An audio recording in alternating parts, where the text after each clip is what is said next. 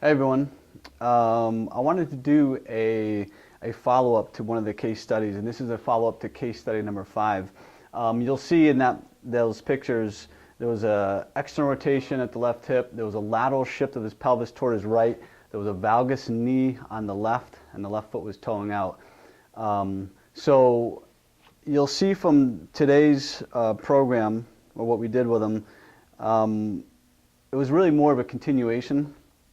Now, this particular client was younger, didn't have a lot of time. He's in the full swing of his basketball season right now, so a lot of schoolwork. I think he's 14 years old. So we wanted to make sure that we didn't give him too many exercises, because if we did that, the compliance just kind of drops off, and he's actually feeling quite good right now. So what we did, or what I still noted, was the left knee was still slightly flexed.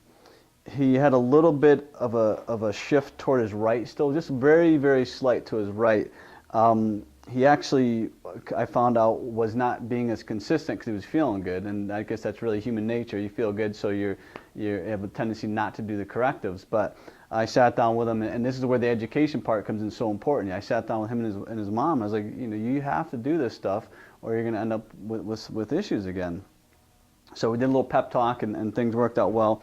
So for the correctives, I literally gave him 4 exercises, and this isn't typical. I usually want to give more, but I tried to make it powerful enough that it would still be effective. So the first thing we did, this was we did the foot circles, where we had him lying on his back with a strap around his knees. He was keeping pressure out, and that helped reduce the little bit of that valgus stress, but it also helped that little bit of a lateral shift toward his right side, because he was stabilizing through the abduction.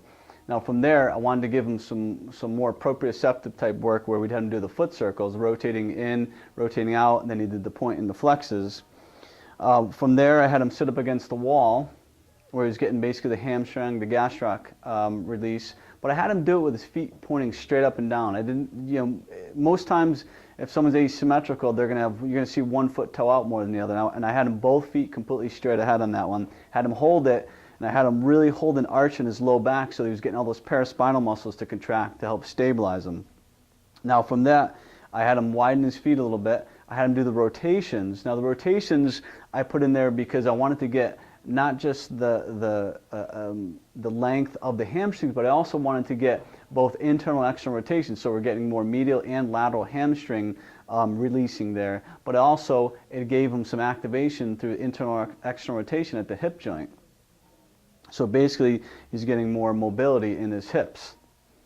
The last one I gave him, I wanted to do this to give him some more lateral stability, not just in the hip, but also in the knee.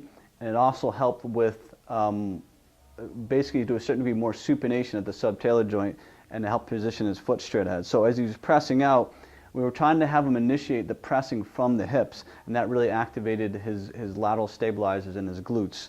And that was it. We did 4 exercises real quick. I still had him alternate with his last program, which was longer, and it was just definitely more in that corrective phase. And I had him alternate those 2 programs.